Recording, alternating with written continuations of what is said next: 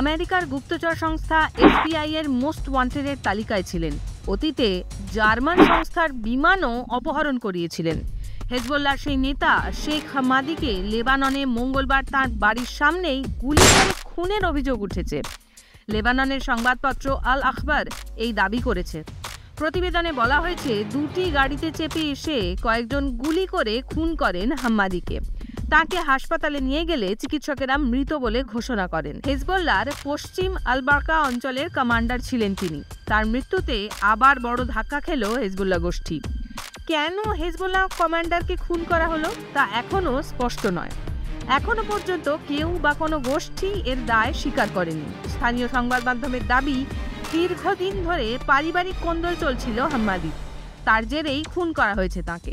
গত কয়েক দশক ধরে এফবিআই এর মোস্ট ওয়ান্টেডের তালিকায় রয়েছেন হাম্মাদি। 1985 সালে পশ্চিম জার্মানির লুফতানসা এয়ারলাইন্সের একটি বিমান অপহৃত হয়। এই ঘটনায় অন্যতম অভিযুক্ত ছিলেন হাম্মাদি।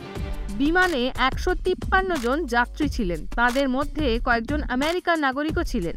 আমেরিকার এক নাগরিককে খুনের অভিযোগ উঠেছিল।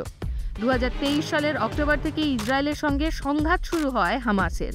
ইসরায়েলের ভূখণ্ডে প্রবেশ করে নাগরিকদের অপহরণ করে এই গোষ্ঠী। তার জেরে প্যালেস্টাইনে পাল্টা হামলা চালায় ইসরায়েল।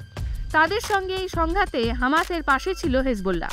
তার জেরে ইসরায়েলের সঙ্গে বারবার সরাসরি সংঘর্ষে জড়িয়ে পড়ে হেজবুল্লাহ। সাম্প্রতিককালে তাদের 7 জন শীর্ষপদস্থ কমান্ডার নিহত হয়েছেন। তাদের অস্ত্র খাবারের যোগানও বন্ধ করে দিয়েছে ইসরায়েল। তার মধ্যে হেজবুল্লাহর আরও এক কমান্ডারকে গুলি করে খুন করা হলো। এরকম আরও নানান খবর জানতে চোখ রাখুন নিউজ 18 বাংলার ডিজিটালে।